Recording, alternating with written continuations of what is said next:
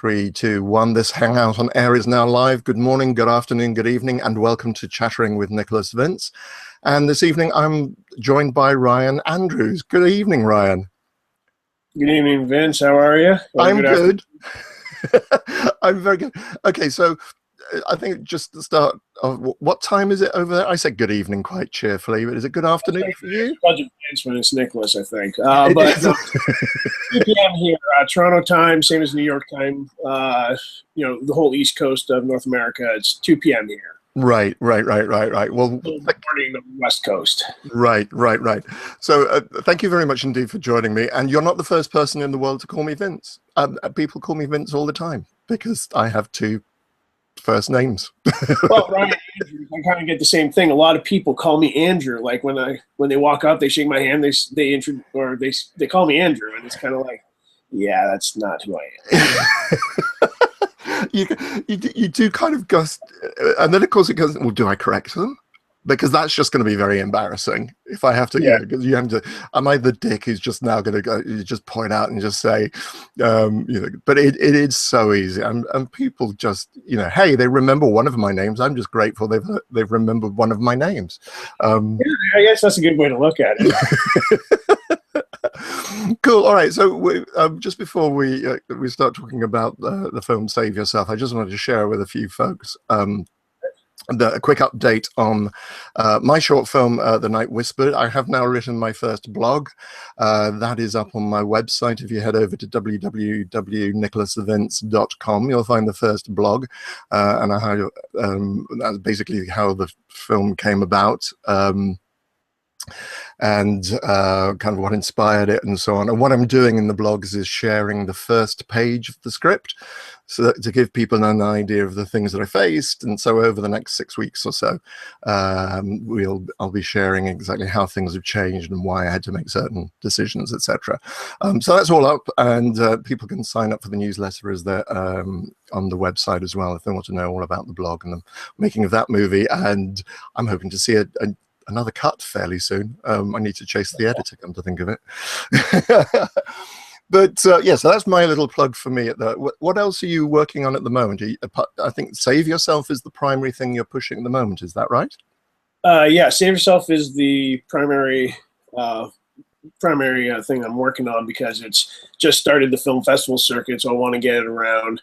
Other than that, there's still Desolation. There's a film I directed the other year, and still working on that in post-production, and I'm developing 3 new films and a couple other projects too. So hopefully 2016 will be a fruitful year, and it's 3 weeks in, and I've got high hopes, so hopefully it works out this year, but only time will tell. No, I know it. I think it's going to be, I've got not quite as advanced as you. I've got one of the short films that I acted in came out last year, and another one called Mindless is going to be at Fright Fest in Glasgow at the end of February, directed by Katie Bonham. I still haven't seen it yet because I keep on saying to the directors, they say, do you want to see it? Then not until it's absolutely finished. Until you want to see it on the big screen. You want to see it the way it's finished. It's one of those horrible things that I won't be able to see the premiere because it's happening up in Glasgow on the only other weekend that I have a booking this year so far, and I'm going to be in Ireland that weekend. So it's like, no, it's always the way. But yeah, so it's kind of like I want to be in both places at exactly the same moment. So there's always the best way to you want to see the film the way it's meant to be seen, right? I mean, Tiana Nori, who stars in Save Yourself as Sasha. When we were premiering Save Yourself in New York, when we did New York and Toronto, she was still in Vancouver. And now she's moved over to the UK. She's in London now. And so she still hasn't seen the film. And the rest of the cast, they've seen it, but Tiana still hasn't been able to see it just because she's not in the same area. And she's of the frame of mind, it's like she doesn't want to just watch it on a little computer screen or on a phone. She wants to see it in the theater with the surround sound, the way it's meant to be seen, the way it's meant to be heard. So she might have to wait till it comes out on DVD before she gets to see it. Are you submitting it to any festivals in the UK? Yeah, I'm open to submitting to any festival we can. You know, I think we submitted to Film for Fright Fest last year, but we were like right at the cutoff point, at like right at the last minute, just because we were still getting the film finished, so we didn't play there. But you know, I would love to. I'd love to play the UK. I mean, I've got dual citizenship. My mom, born and raised in London, and Chris Cull, my co-writer, co-story creator, and also the editor of the film and a co-producer of the film. He was born in Edinburgh, up in Scotland, and then he also went back. He moved back to Scotland to go to university there too. So, like, we've got places to stay if we can go play the film in the UK. So hopefully we can get up there sometime. But if you know of a festival, you know, let them know about the film. I will. I was going to say this. In that case, there's definitely shout outs to Celluloid Scream and possibly Fright Fest this year, which is obviously that's in August. Celluloid's not until October. There are lots of them. There are definitely plenty of festivals around. Oh, that would be great. Yeah, I know exactly what you know. You mean you have to see it on the big screen. There is nothing Yeah. quite like it. And of course, I just sit there going, "Oh God, I should have trimmed my beard." Whenever I was on the big screen, I was just like hypnotized by the beard. I've got a little tiny cameo in Save Yourself, and I remember like the first couple times seeing it on the big screen, I'm kind of watching it going, "Am I really that fat?" Yeah, I didn't think until I see myself like 20 times the size that I am, and yeah, seeing yourself on the big screen, there's nowhere to hide. It's I mean it's always awkward, and it's actually I have the same problem with my friends as well.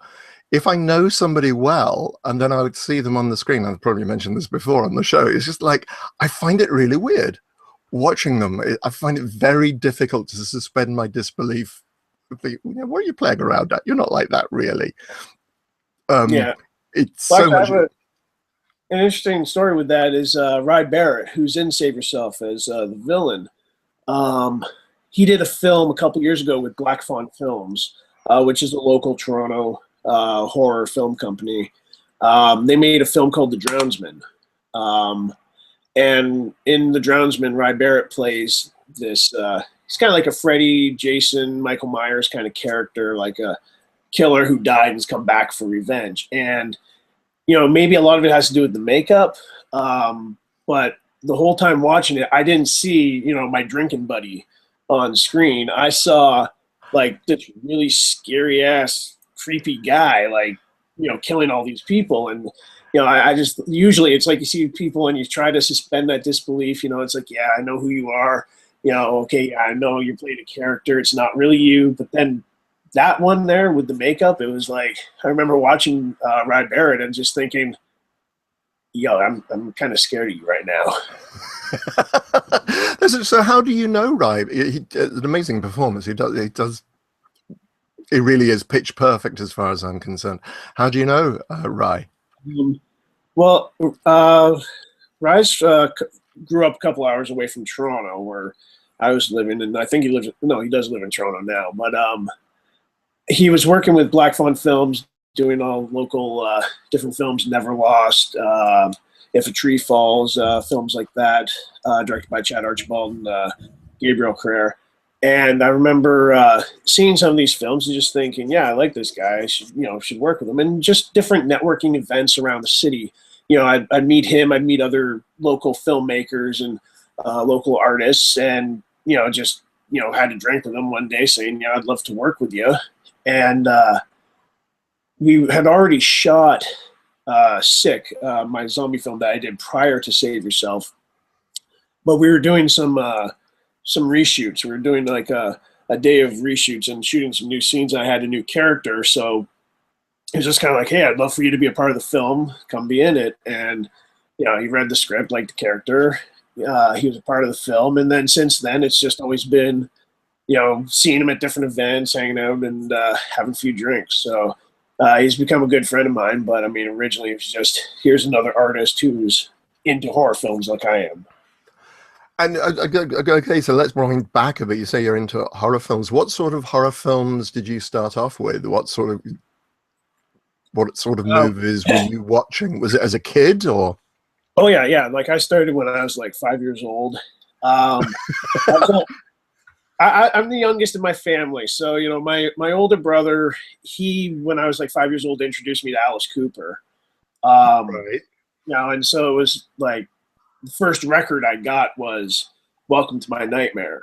Um, you know, my brother had other ones. I heard "School's Out" and things like that. So I had "Welcome to My Nightmare," and you know, the title track was a fun rock song. I really enjoyed it, and I remember, oh yeah, this was from the Muppet Show, you know, because Alice Cooper was on the Muppet Show. So as a little kid, it's like, oh, I love this.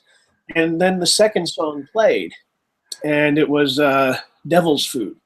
And in Devil's Food, halfway through, Vincent Price comes on and does this 2 minute monologue, like a 2 minute narration about the Black Widow spider.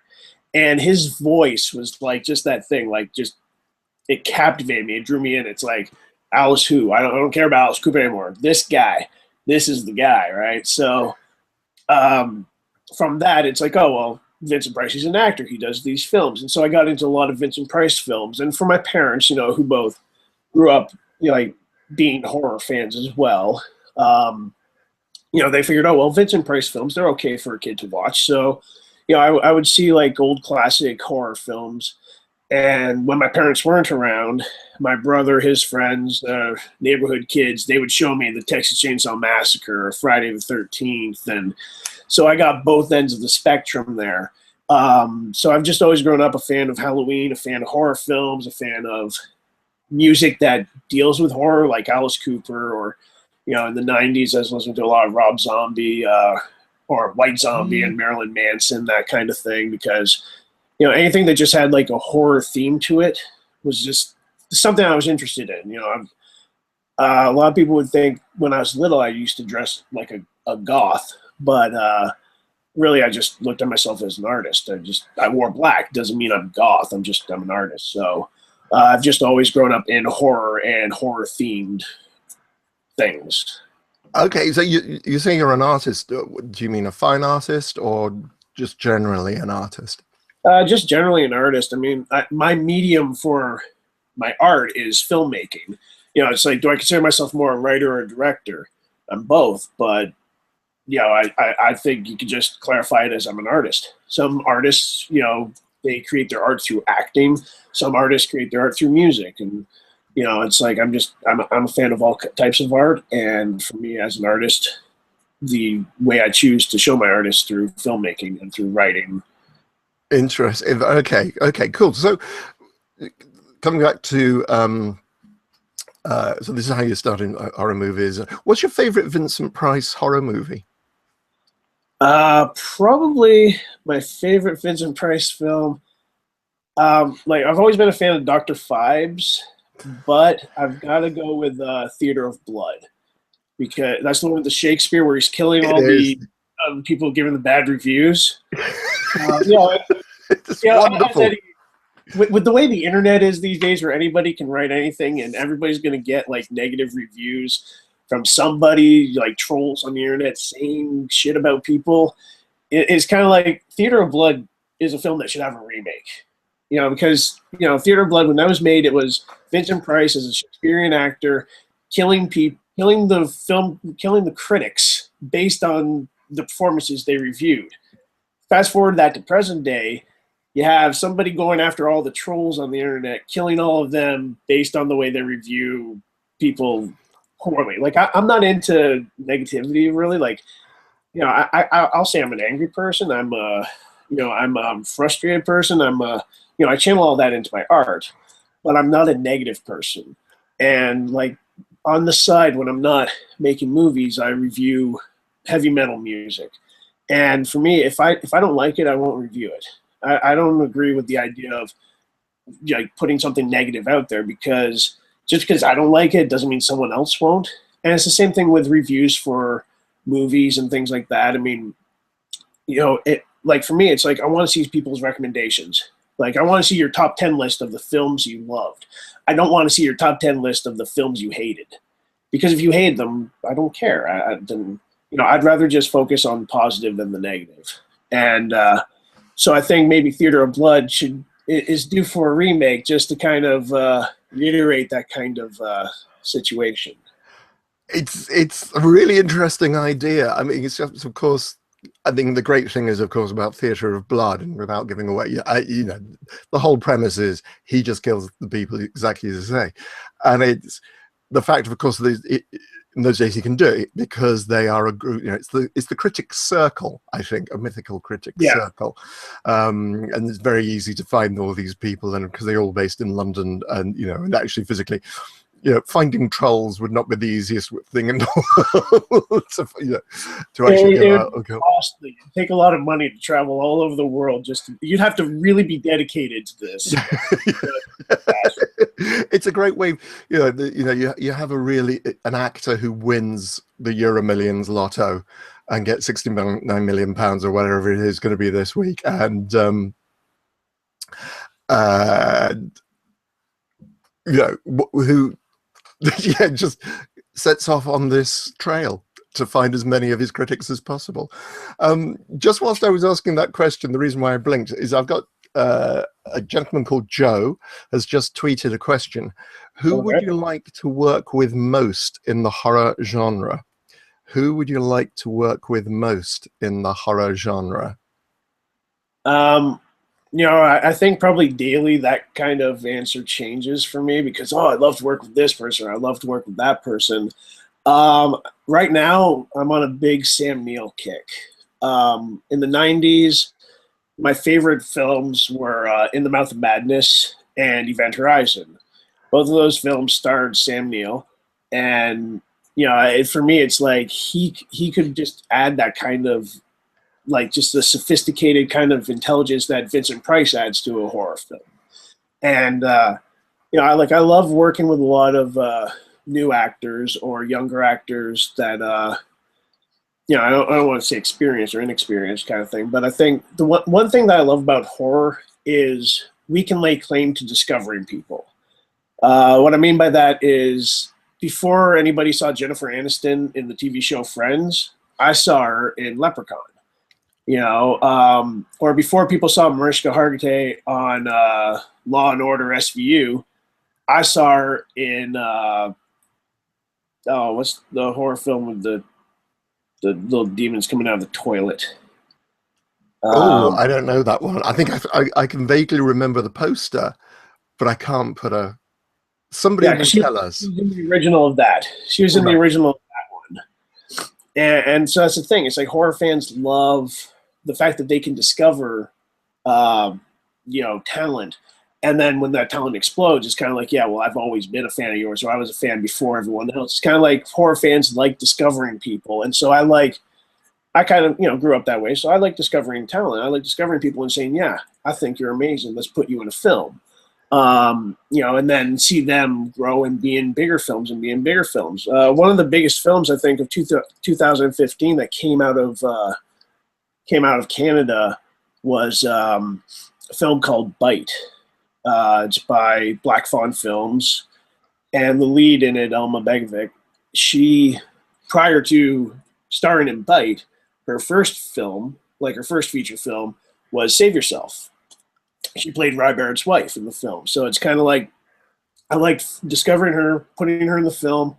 I'm not laying claim to anything here. I mean, she's very talented all on her own, and she did it all herself, but I liked the fact that, I put her in the film, and then 2 months later found out that she's starring in this feature film. And then this film has gone around to Fantasia and, Sitges and like festivals all over the world. And she's won multiple awards for it. And it's kind of like, I liked seeing that progression. So I guess to go roundabout back to Sam Neill, I think with a cast of new talent, I think Sam Neill could add this sophistication and intelligence to the story, with a cameo kind of performance. So I'd love to get Sam Neill in something at some point. It's very interesting. I completely agree with you about Sam Neill. There is something. Funnily enough, we were watching him in Jurassic Park the other day. Where he's playing the awkward male around children. and that's part of the reason he just has this sense of because he's got that stare about Yeah, him. You know? And exactly. he does some really interesting genre work as well. Very, very interesting guy. And I completely understand. I was just thinking about The Night Whisper. You know, that I was lucky enough to work with three young actors, Holly Whedon, Laura Hopwood, and Dawson James. It is Yeah, just so much fun. You know, people who are beginning their career, they're doing an awful lot of stuff, and they're just they're enthusiastic yeah. to work with. You know, there's nothing jaded about them, and I think I'm not saying that all older actors are jaded in the slightest. You know, Eventually, they will decent. be. Yeah, because to be honest, I think filmmaking is a real laugh, but it's a lot of standing around, but and getting bored occasionally. But it's it's just such a wonderful process. Filmmaking is really, really enjoyable. But actually, just working with young people is really interesting. There's a suggestion the film you were thinking of was Ghoulies. Ghoulies, yes, the Yes. original Ghoulies. Mariska Hargitay. That was like I think her first film too. Oh, right, I think she right. was like 19 years old or something, and it's like that was like the first thing I remember seeing her in that and thinking, oh, she's awesome. And then 10, 15 years later, she's like started in TV with Ice-T. So Yeah. I like her in that. Yeah. I just, incidentally, that came in from Steve Zarebski, who says that he actually once met Alice Cooper. And he'll probably, I think he's going to come and join us a little bit later on live on the show, so we can ask him about that then. Okay, so going back to Save Yourself, which I had the privilege of watching this week and really, really enjoyed it. Really thought it was great. It's great. Okay, where did the idea come from? Why? I mean, 5 very strong female leads. How did this all come about? What was the inspiration for it? Well, it was actually the idea kind of came from on a road trip from Toronto, Ontario to Muskogee, Oklahoma. So this is a 20-hour drive through the Midwest United States for these 2 Canadians. And we're driving all night, Chris Cole and myself. And, it's one of those things you stop you had to stop at like a rest stop at 4 a.m. There's no one else around. You're in a completely different country. And it's just kind of like, all right, this is kind of creepy, kind of scary. And Chris, needed to go.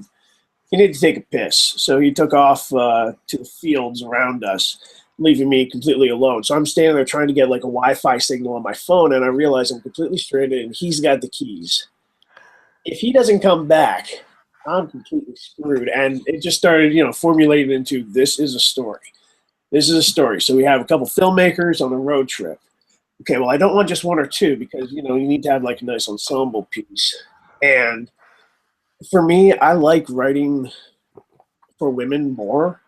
Not that I'm anti-man or anything. I mean, I like for me as an artist, it's like, I like things that are more feminine driven, like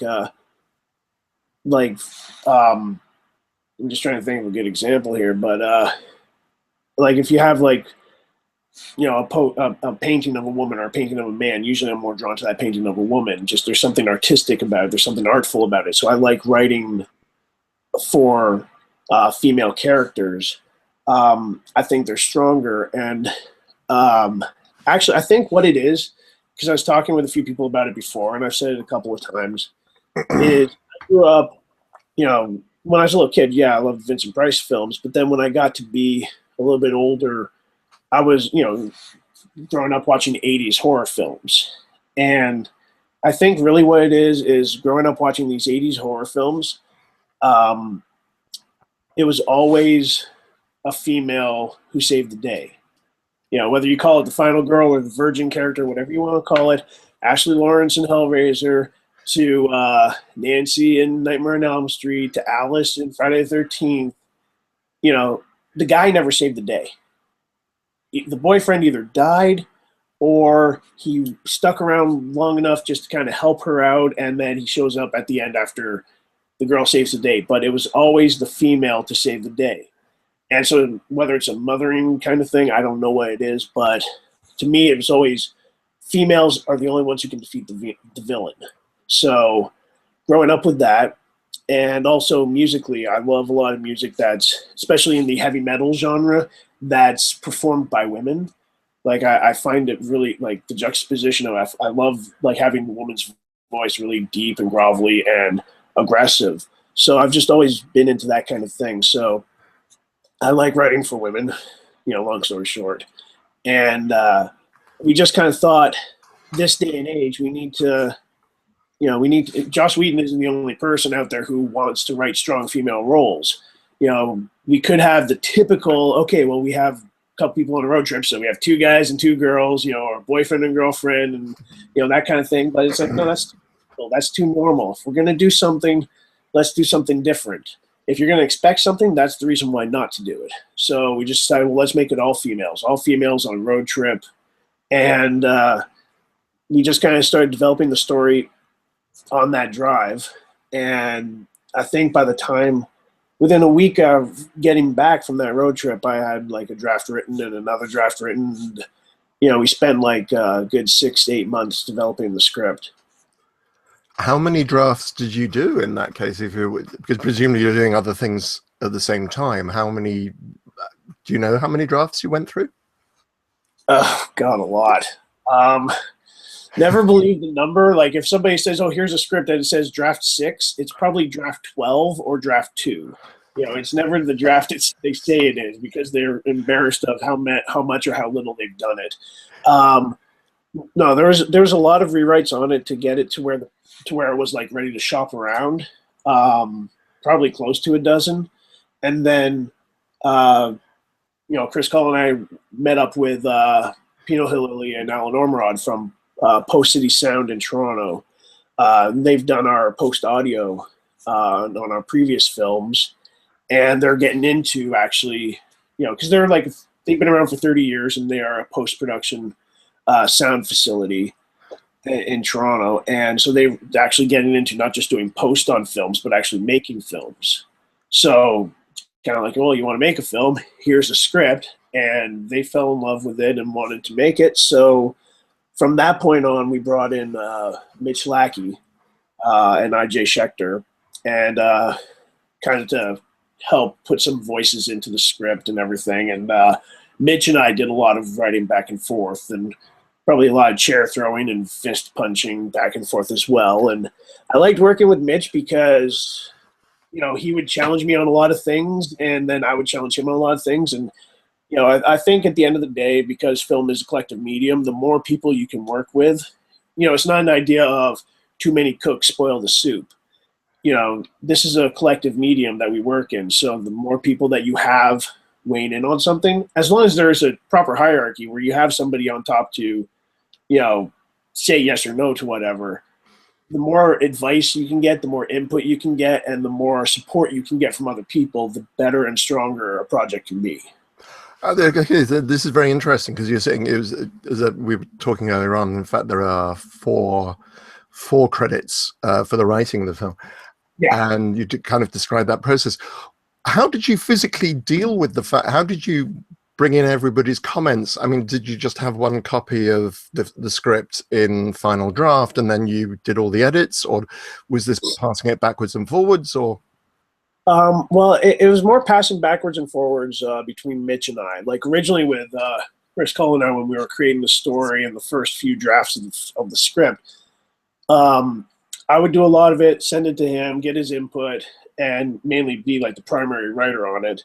And then once Mitch was involved, it would be sending drafts back and forth. Like we each had final drafts, so it would be going back and forth, and it'd be like, oh, here's another color, and because it's like every time you do a rewrite, you change the color of the type that you've done, and it's like, I don't know how many times we can choose a different shade of blue, because we're going through so many different drafts of this thing where he'd come up with an idea and send it to me, and then I'd send it back, and it was kind of chaotic, but I actually like chaos because I think there's a lot of art that comes from chaos. If you feel safe, if you feel comfortable, then you're not doing it right. Like you're not doing enough. If you feel safe in your job, if you feel comfortable in your job, then you're not in the right job. You need to step out there. You need to, take a chance on things. And so I like the chaos of stuff. And, like with Save Yourself, we shot 12 days, like the entire shoot of this feature film. It was a 12-day shoot. That's extraordinary. That And literally it wasn't, 12 yeah, days. it was 12 days. There was no pickup days. There was no reshoots. It was a 12-day shoot. And I'm not talking 18 to 20-hour days. We did 12-hour days, like 12 on, 12 off. Because I think the best thing the artist mind can get is rest. Like you push an actor day after day after day after day. After a week or two, eventually they're going to hit a brick wall. You want to get the best out of somebody, you give them that time, 12 hours on, 12 hours off. I think that's the best way to do it. I'm also the first to admit that if circumstances arise that you can't get around that, I'm a team player, and I think, you got to do whatever it takes to get the job done. But with Save Yourself, we did 12 days, 12-hour days, and maybe once or twice we went overtime by like an hour. Then we just pushed call time back an hour the next day. But it was that thing of people ask, why did you make the film in 12 days? It's because I can. I could take 15 days, and that would just mean we'd have more takes of more things that wind up on the cutting room floor. If I know what I want to do and I know how I want to do it, we go out there and we do it. 12 days. It's also the chaos of such a tight schedule. Again, that's something I love. There's not the safety net of, well, we've got the time. It's like, no, we don't have the time. We've got to get out of, we're shooting all night in a movie theater, and they open at 10 a.m. and we've got to be out of here at 10 a.m. And, it's just, there's no other way around it. We have to shoot within this time. And I think that allows for creative decision-making. So for me, I love the chaos of it.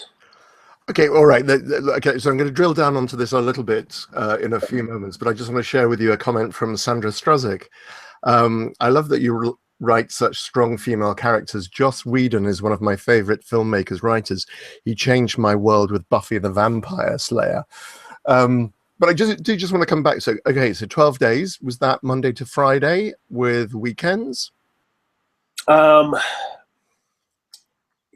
the most part, yeah. I mean, I think we started on a Monday, and the way we were shooting, the way our schedule went is because we were doing some overnight shoots, and then we had to transition to day shoots. So we need to take a day off in between the night to day thing. So it wasn't like 5 days on, 2 days off. It was like 5 days on, a day off, and then back on, now doing days, and then a day off, like after 3 days, just, to help transition. So it was definitely a very, again, very chaotic shoot, but I think a lot came from that. And hello to Sandra as well. And yeah, I love Joss Whedon, just like you do. And yeah, I mean, it's definitely chaotic, and a lot of just creativity comes from that. Okay, so it's very, you described it as chaotic, and I'm sure it was in some respects. But if you're saying that you're doing so on average, how many takes were you doing per shot? After we blocked, after we got our got our lighting in place, everything, and we rehearsed, we probably did 3 takes, I think. I mean, they're like more important shots. Like we have a couple of shots where we have the camera on a 30-foot jib, and the camera's flying in, and we have to choreograph the timing of the camera coming in with the actors walking up to the house. For things like that, we did 9-10 takes of it. Actually, and it's not a spoiler because it's in the trailer. There's a scene where Tiana Nori comes running out of the house, and she kicks Rye Barrett as she runs for it. And we have the camera on a jib, so we come, we're on the ground, and we come in towards the house as she comes out, and as she kicks, and we come up in the air and follow her as she runs. And that thing, I think we did like 12 takes of it. So it was like Rye Barrett, a testament to him. 12 times he had to deal with Tiana kicking him in the face while he went flipping through the air, landing on the ground. And Tiana as well, because, she had to after she did that and go down the stairs, and it's like she has to stumble down the steps, and it's like after 12 takes of that, I'm sure it was pretty excruciating on their bodies. I mean, we were constantly asking them, we're like, okay, do you want to do another? And they're, they care about their art. They want to make sure it looks good, and if not, we'll do another. So we did like I said, like 12 takes of that, but for the most part, it would be a couple takes. Right. It is interesting. So do you work from storyboards? No. I love storyboards, and I love seeing them, and I know I've seen a lot of people work with them, but for me, it's when I get to a set, and I'm location scouting and I see everything, I just kind of like creating the story there. I like storyboards in the sense that, and I think Rob Zombie said a similar thing once in a special feature I was watching on him, but storyboards are great to help show other people the thought in your head, but when you're on set, you never use them. Because when you're on set, it's kind of like you've got the energy of all the other actors on set, and everybody's there, and everybody's in makeup, and everybody's in costume, and it's real. It's not just planning. It's not just thinking, okay, we'll do this and we'll do that. It's like it's actually real. And so when you're standing there with your cinematographer, and you're standing there with the actors, and you're kind of like, oh, this would be great if you did this, and one of the actors might have an idea because they're like, oh, I think my character, would do this, and it just kind of creates, I think, a more organic kind of feel to it. And so I definitely, I like storyboards to help show other people the thoughts in my head and say like, yeah, this is what I'm thinking. So then I know they know exactly what I mean. But when I'm working and I'm on set, there's no time for storyboards. It's just, okay, let's get you over here. Let's do this. Okay. And, my cinematographer, we have everything planned out. We know what we're doing. So he's taking care of getting the light set up while I'm taking care of the actors, and just, we put everything together. And yeah, honestly, I think it leads to a more organic kind of thing. It's the same with rehearsals. I definitely want to rehearse, especially things that need to be choreographed, but just dialogue between characters, I think the more it's rehearsed, the more stale it becomes. And to keep it fresh and to keep it organic, you want to keep it, you want to just like do it on the spot on the day. Okay, that's very interesting. I think from the actor's point of view, I was talking to Jen and Sylvia Soska at the beginning of last year about the process of filmmaking, and I said, so what's your attitude to actors? And the answer was, they have one job: learn their lines. And I think as long as you walk onto set with your line, you've got an idea. But I think, and again, just my one time as a director, once you've actually got people there, and there's a famous British theatre director called Peter Hall, who said he used to have Peter Brook, I'm thinking of. But the first time that he rehearsed a play, the first thing he did was he had a theatre, and he got little wooden figures made, and he moved them around the stage, and he had this whole thing plotted out in his set. And he walked into the rehearsal room and thought, oh, actors, real live human beings. They just, they will always bring something to it that you're not quite expecting.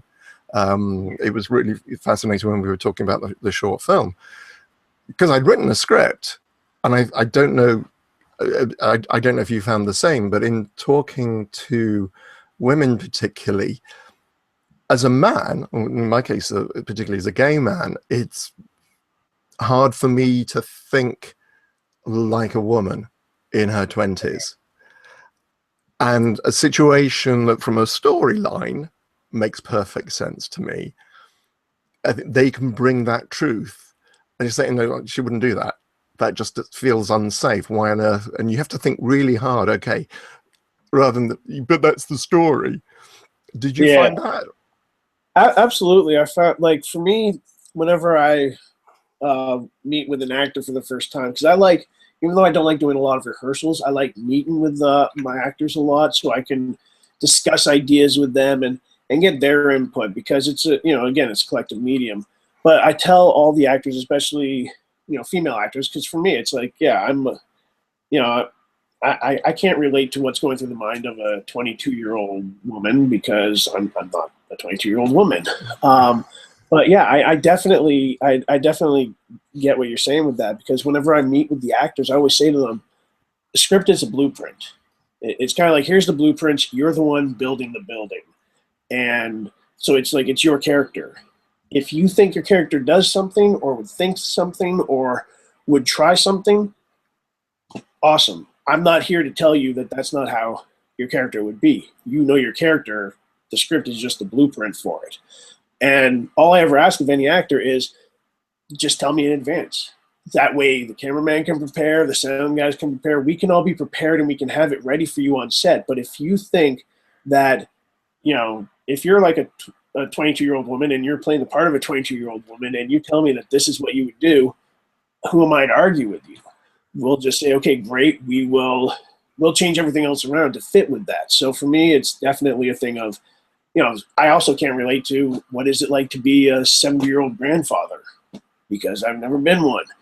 And it's just kind of that idea of, you know, I need the actors to own their roles. You know, like, I know some directors kind of look at actors as puppets. You know, it's kind of like, you stand here, you hit your mark, you say your line, you do this, you do that. And to me, it's like that, you know, that's, you know, you might as well just do like animation and you might as well draw them yourself. Like, if you want real live flesh and blood human beings bringing these characters to life, let them bring them to life. I mean, when you watch a film, like for me, when I watch film, yeah, I see things like the lighting and I see music cues and things because, you know, I've been trained to do that because I focus on that for when I make my own films. But for when the majority of anybody watches a movie, they watch it to see the actors playing these characters. They want to see a story and they want to get invested in those characters. So, you know, why is it that people at the Oscars care more about best actor performance than best score or best lighting or best, you know, whatever? It's because that's what they see on screen. That's what they want to see, and that's who they relate to. So for me, it's kind of like that is like a key part of the story. You need to keep that, you know, you need to keep it real. You need to keep it natural. Okay, it's very interesting, and there is one thing I did want to make about you were talking about the jib and so on. Yeah. The cinematography in this movie is absolutely superb. How have you worked with your cinematographer before? Yes, Michael Yari Davidson. He was my cinematographer on Sick. Sick Survived the Night, the zombie film we did. And so this was the second feature we did together. And I love working with him, obviously. This is why I worked with him a second time. But what I like about our working relationship is, one, he's a big horror fan like I am. So it's like we have like our own language on set. And but beyond that, it's the idea of having worked with him before, we both know what each other wants. And even if I was busy dealing with one thing and someone else came to him about something else, he could answer for me because he knows what I want with the film. And he also believes in meeting a lot. We go to those sets, like for Save Yourself, we went out to that farmhouse multiple times just to walk through all the different spots where we were shooting and creating different ideas. And yeah, it was a great experience working with him on Sick, and even better experience working with him on Save Yourself. Yeah, Michael Yari Davidson is one of the best cinematographers I've ever worked with. And going back again a bit in that case, to the cinema, Yes. which we spoke about earlier on, which is how the movie starts. How did you get that audience, and what film were you showing them? You mean the film at the beginning of the movie? Yeah, I mean, the film. The way I'm making an assumption here, and you can tell me exactly how you did it. The film at the beginning is a film within a film, but Yes. the audience in the cinema appear to be watching a film because their reactions are so good. Or did you just have actors on stage, or did you just say you're scared at this bit? How did you shoot that audience scene? That's what we did. There was just there was a blank screen that everybody was staring at. Occasionally there would be like a couple of flags and lights on at the front of the theater, and there's the camera at the front. And one of the times I was standing at the front of the theater telling everybody, okay, now clap. Okay, now clap like it's, a late night grindhouse film. Okay, now you guys over here throw popcorn, and, just things like that. And yeah, I mean, it's a testament to all the people that came out. It was a lot of the people that came out were just like, people that we all knew, like, hey, call a friend, get them to come out. And since we're shooting in a real movie theater, there was a couple times where we went, just like to people leaving and, hey, you want to be in a movie, and got them to stick around, and, just got like just a bunch of random people to come out and sit in the seats. And, they just sat there for a while. And they were really great because, we were dealing with a bunch of other things that day because, this is a movie theater where if they opened the next day, we had to be out. So we're rushing around, and we took all the extras and put them into one movie theater, because it was like a 6-screening complex. So we put them into one room and just went, okay, here's a movie for you guys to watch. And whatever movies the theater had at the time, they would be showing them while we were getting everything else set up. And then we'd bring them in and we'd shoot with them. And so, yeah, they were watching a blank screen. It was just them reacting to that we wanted to react to. It was very good. It's beautifully edited together. And you mentioned that just make sure I'm getting my name's Mitch, who wrote the screenplay with you, is a film editor. And Chris Cull is an editor as well? Yes, Chris Cull actually was one of the editors on Save Yourself.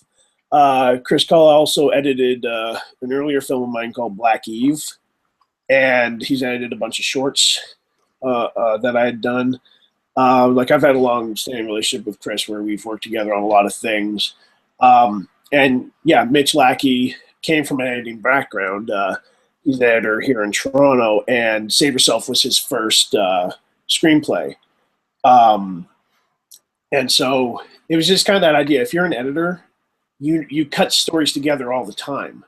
And I want to mention Chris Cull edited Save Yourself with Daisy McLean, so I wanted to mention her as well because the two of them together, were great. Worked really well, and the reason why the film looks so good, I think, is because of the job they did editing it and making it look good. But yeah, so Mitch comes from the editing background. Chris comes from the editing background. And that's what makes them good storytellers, because they know how to take things and put them together to tell the story. And actually, Daisy, who's the other editor on Save Yourself, she actually just became a writer as well. She did like a Hallmark Christmas movie. Like she wrote some, one of those cheesy TV, made for TV kind of movies, kind of thing that was done by Hallmark. And so that just came out, this past Christmas. So, I think it's a general practice for anyone in the industry. If you're an editor, you can become a writer. And I think really anything for, like, I remember going to film school because I'm one of the few people that these days still went to film school. And I remember one of my teachers saying, the best directors are first writers or cinematographers or editors. If you're a writer and you take a step up to becoming a director, you've got like, you've got a little advantage there. Same with if you're a cinematographer that becomes a director, or if you're an editor that becomes a director.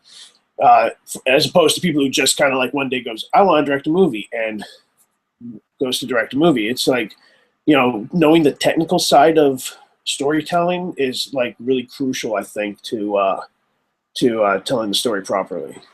Interesting. Okay, very interesting. Right, I'm just going to do a quick shout out. Anybody who'd like to come on and chat live with myself and Brian in the last 10 minutes of the show, please make yourself known to Craig by leaving a comment. Steve, I'm aware. I will invite you in a few moments.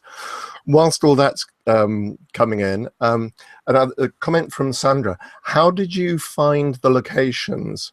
And when you have an image in your head about what you want your film to look like, where do you begin to really look for locations? For example, how did you find the house in Port Perry?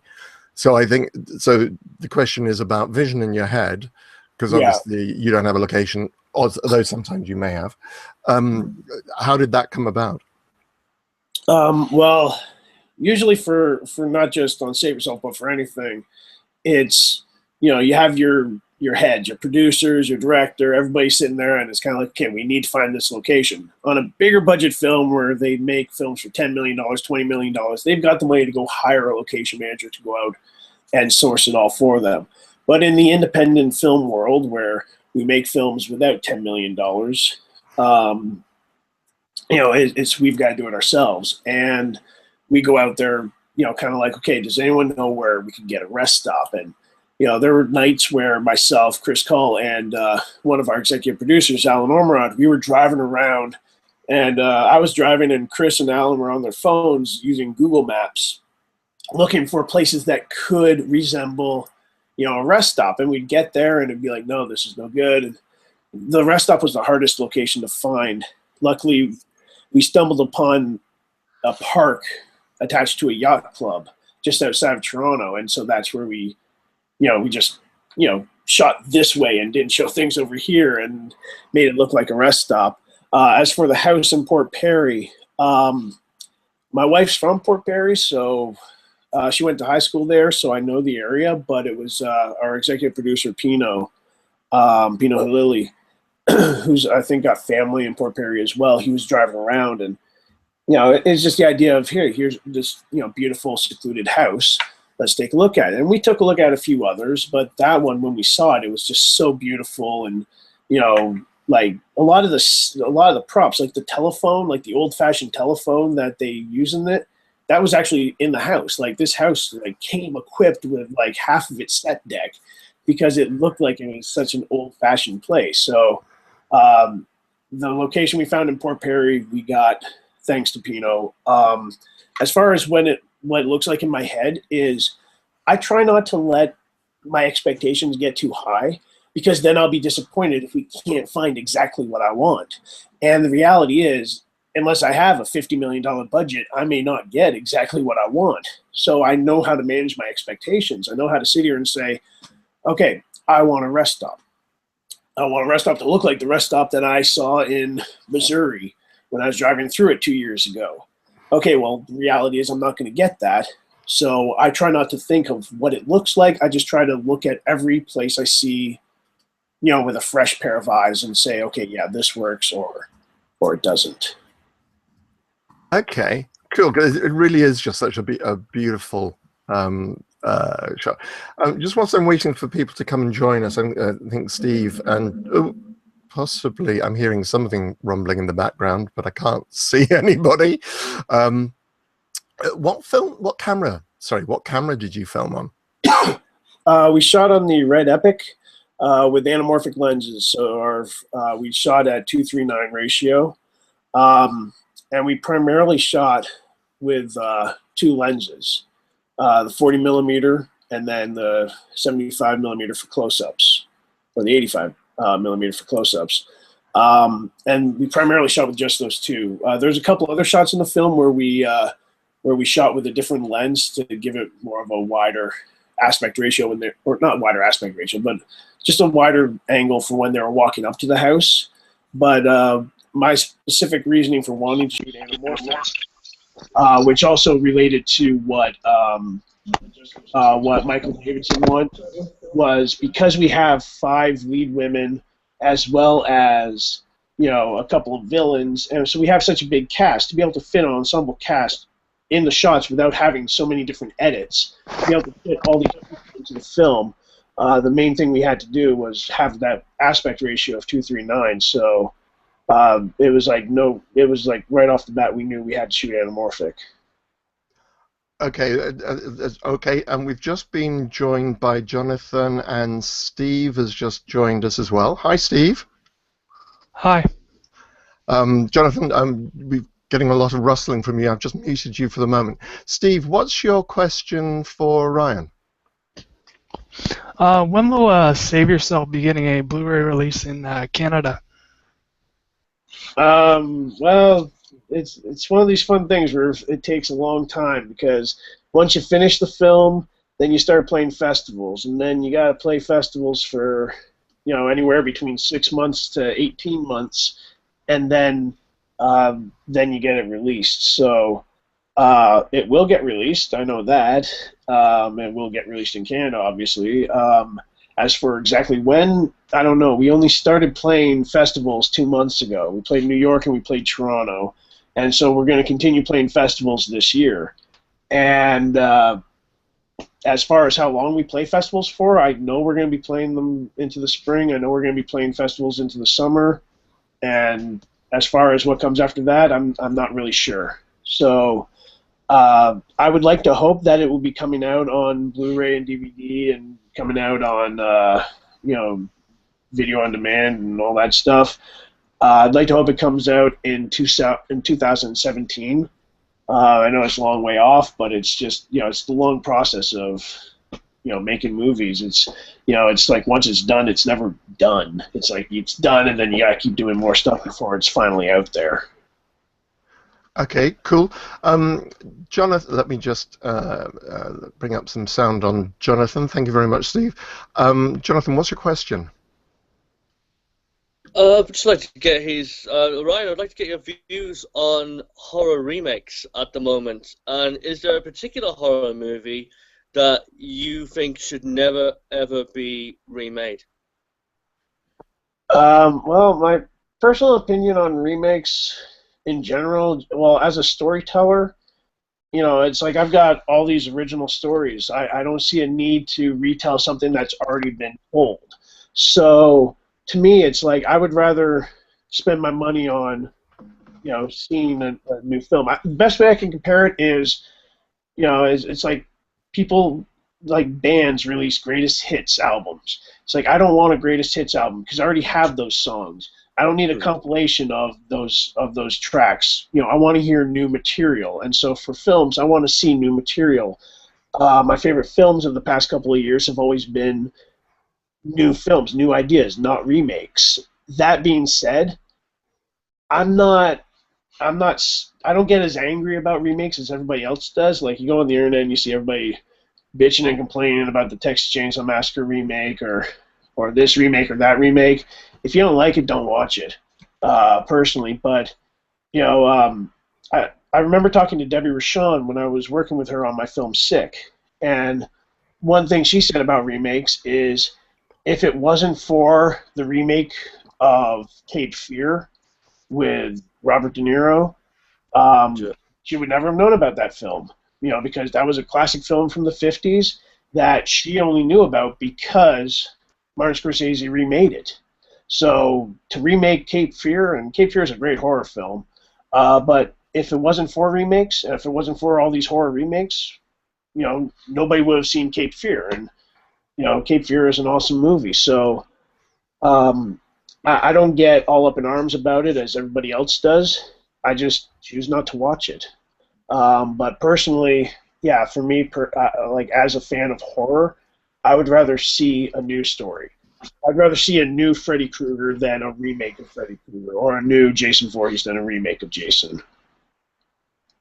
It's interesting. I think one of the things that Doug Bradley has said about remakes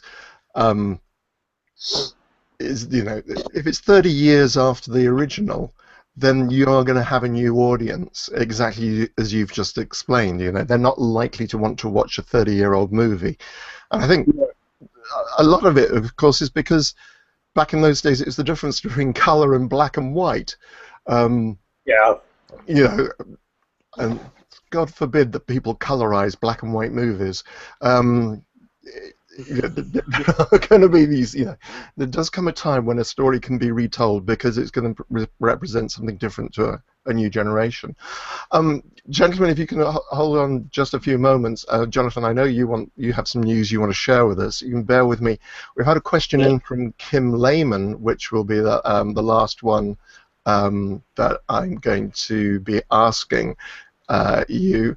Ryan, with your cast for Save Yourself, did you already have in mind who you wanted to play which part? Yeah, for the most part. Before we went to Post City Sound, before we went to Post City Films and got the funding for the film and connected with them, I already had spoken with Rye Barrett, and I'd already spoken with Jessica Cameron and Kaylee LeGrand, and I already said these characters really were written for you guys to play. Like, I wrote them with you guys in mind. I want you to be a part of the film, and everybody else came on board afterwards. Tiana Nori, I did not know prior to it. She came in. She actually didn't even audition for the film. She came in to read with the actors auditioning.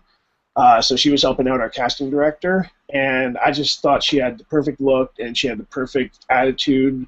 And so when we did callbacks, I made it so she came in during the callbacks to actually audition for the part. But yeah, with people like Tristan Risk, who was amazing in the film. Like Tristan kills it in that film, and with Tristan, it was it was just kind of a thing of, when it was presented to me that we could actually get Tristan for the film, I had recently seen American Mary, and I love American Mary because being like a fan of art and being a fan of artful horror films like Vincent Price classics and things like that, I thought American Mary was a great artful kind of horror film. It was like a David Cronenberg, it was kind of horror film David Cronenberg would be proud of, I think. And so I saw American Mary, loved American Mary, and what I loved most about American Mary was I thought that the character of Beatrice stole the show. And so the fact that it was presented to me that we could get, that actor to be in the film, I was just like, that is awesome. I just knew right away the character she needed to play as well. So there was sometimes a little juggling around with, like when we looked at all the different people that auditioned, there was a lot of great talent. There's a lot of great talent in Canada, and there's a lot of great talent in Toronto for indie horror, and there's a lot of amazing actors here. So it was tough to choose specific people for specific roles, but the people that got the parts, it was just kind of like it was meant to be. Like, as soon as Tristan Risk was presented to me to be an option to be in the film, it was like, well, then she has to be this character. Tiana Nori, okay, well, she needs to audition because she would fit perfectly for this character. And I think the strength of the film is the fact that there are no weak links within all the actors. Some people might be fans of Tristan, some people might be fans of Tiana, some people might be fans of Rye Barrett and Elma. But the fact is, everybody helps elevate everybody else in the film. Yeah. Yeah, it really is a wonderful, not just the females in the cast as well, but your two, Rye. Rye Barrett and Marcus, yeah, are amazing actors. Yeah. Yeah, did very, very well in it as well. Okay, cool. That actually kind of brings us to the end. Actually, there is one thing I did want to do, which I mentioned before. I was talking to you earlier on about Steve McGuinness, and yes, who has done a comic called The Harvester, and you helped on that. It's just a shout out really to Steve and anybody keep an eye out for Steve's comic The Harvester. Rise of the Harvester. Rise of the Harvester. Thank you very much. Yeah, Steve's awesome. He's an amazing artist. He's done covers for Fangoria. He's done art for me and every other filmmaker in Toronto. And he's designing his own comics now, and Rise of the Harvester is a really awesome comic. Absolutely. I should know the credit. Yes, and I really should remember the name because I wrote a brief in praise of it. I think it's going to be quoted in the color version of it, which I think is going to really help. And it really is beautiful comic and very, very filmic in its quality. I'm also going to do a very brief shout out just before I thank you, Ryan, and that is to Mycho Entertainment. A film that I starred in called Hollower is going to be at a festival next weekend for the first time, receives its premiere at Southend-on-Sea. Sadly, I won't be there because it's showing on a Sunday evening. I shall be here. I'm going to be talking to the guys who are doing the Fright Night documentary Oh, You're So Cool, Brewster. Gary and Chris are going to be joining me to discuss that documentary, which I think should be a great deal of fun. They did the Leviathan, the Hellraiser. They're going to be joining me next week. But very briefly, Jonathan, you are organising something for Women in Horror Month next month. Can you tell us a little bit about that?